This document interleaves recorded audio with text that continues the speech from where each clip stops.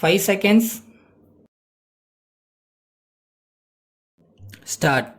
மாண்புமிகு பேரவை தலைவர் அவர்களே, அவை முன் வைக்கப்பட்டுள்ள அரசினர் சட்ட முன்வடிவு மீது பல உறுப்பினர்கள் பல்வேறு அரிய நல்ல கருத்துக்களை தெரிவித்திருப்பதற்காக அவர்கள் அத்தனை பேர்களுக்கும் என்னுடைய நன்றியை தெரிவித்துக் கொள்கிறேன். ஒரு சில உறுப்பினர்கள் தொழிலாளர்கள் நடத்துகிற போராட்டங்கள் குறித்து என்னிடமிருந்து விளக்கம் தேவை என்று கேட்டிருக்கிறார்கள். நான் அவையில் விளக்கம் அளிப்பதற்கான வாய்ப்பினை நல்கியமைக்காக அந்த உறுப்பினர்களுக்கும் உள்ளபடியே என்னுடைய நன்றியை தெரிவித்துக் கொள்ள கடமைப்பட்டிருக்கிறேன்.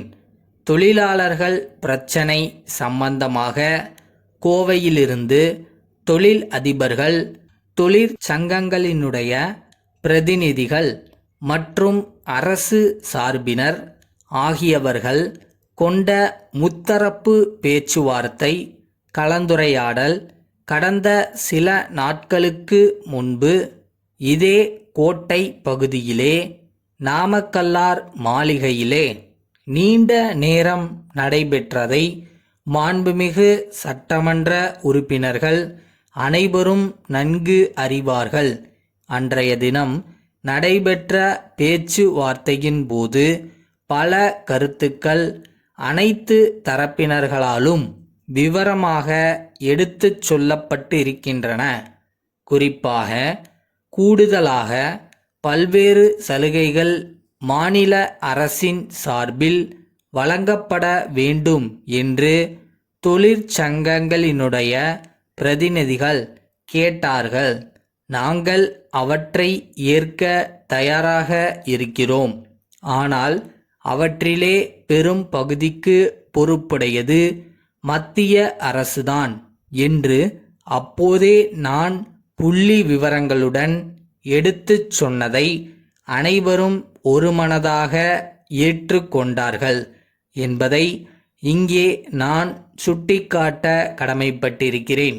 மத்திய அரசு அந்த கடமையை முழுமையாக செய்ய கடமைப்பட்டிருப்பதால் மத்திய அரசு கண்டிப்பாக அவற்றை நடைமுறைப்படுத்த வேண்டுமென்று அப்போதே நான் எடுத்து கூறி இருப்பதுடன் மறுநாளே விரிவாக ஒரு கடிதமும் பிரதமருக்கு எழுதியிருக்கிறேன் என்பதை இந்த நேரத்தில் நான் தெரிவித்துக் கொள்ள கடமைப்பட்டிருக்கிறேன்.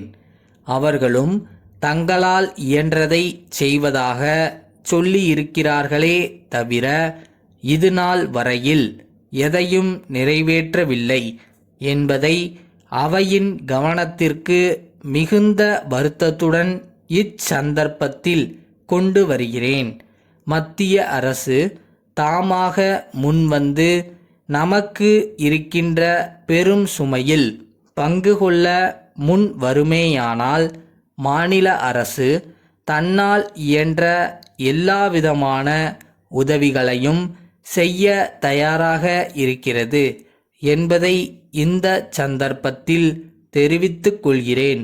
இது மத்திய அரசிற்கு முழுக்க பொறுப்புடையது என்ற காரணத்தாலேதான் தொழிலாளர்கள் கூட ரயிலை நிறுத்துகின்ற அளவிற்கு தீவிரமாக போராட்டத்திலே ஈடுபட்டு இருக்கின்றார்கள் என்று சொன்னால் அது மிகையல்ல. பொதுவாக இப்படிப்பட்ட அறவழி போராட்டங்கள் வேண்டுமென்றே திட்டமிட்டு அரசுக்கு எதிராக நடத்த வேண்டுமென்று நடைபெறுகின்ற போராட்டங்கள் அல்ல. அதை இந்த அரசு உணர்ந்து இருப்பதால் தொழிலாளர்களின் பல பிரச்சனைகளை மிகவும் மென்மையாக அணுகி பிரச்சனைகளை தீர்த்து வருகிறது என்பதை தெரிவித்துக் கொள்கிறேன். திருச்சி அன்னை சத்யா நகர் எண் 3 பிள்ளையார் கோவில் தெருவிலுள்ள திரு தமிழரசன், சென்னை அண்ணா சாலையிலுள்ள தமிழ்நாடு தொழில் முதலீட்டுக் கழக இயக்குனர் அவர்களுக்கு எழுதும் கடிதம். அன்புடையீர், நான் அச்சகம் நடத்துவது சம்பந்தமான தொழிற்கல்வி பயின்ற தகுதிச் சான்றிதழ் பெற்றுள்ளேன். மத்திய அரசின் புதிய சுய வேலைவாய்ப்பு திட்டத்தின் கீழ் அச்சகம் ஒன்றை நிறுவி நடத்த தீர்மானித்துள்ளேன். இப்பகுதியில் அச்சுத் தொழில் வேறு எங்கும் இல்லாததால் லாபகரமாக நடத்த முடியும் என்று நம்புகிறேன். இதன் மூலம் நான் குறைந்தபட்சம் 20 பேருக்காவது வேலை கொடுக்க முடியும் என்பதை தெரிவித்துக் கொள்கிறேன். அச்சகம் அமைப்பதற்குரிய இடத்தின் வரைபடத்தையும் திட்டத்தையும் இத்துடன் இணைத்துள்ளேன். இத்தொழிலுக்கு ஏறக்குறைய 2 லட்சம் ரூபாய் முதலீடு செய்ய வேண்டியிருக்கும். இத்தொகையை வட்டியுடன் தாங்கள் குறிப்பிடும் தவணைகளில் தவறாமல் திருப்பிச் செலுத்துவேன் என்பதை உறுதியுடன் தெரிவித்துக் கொள்கிறேன். வேலையற்ற பல பேர்களுக்கு சுய வேலை வாய்ப்பளிக்கும் இத்திட்டத்திற்கு தாங்கள் தயவு செய்து ஒப்புதல் அளித்து விரைவில் நிதி உதவி வழங்குமாறு பணிவன்புடன் வேண்டுகின்றேன். தங்கள் நம்பிக்கையுள்ள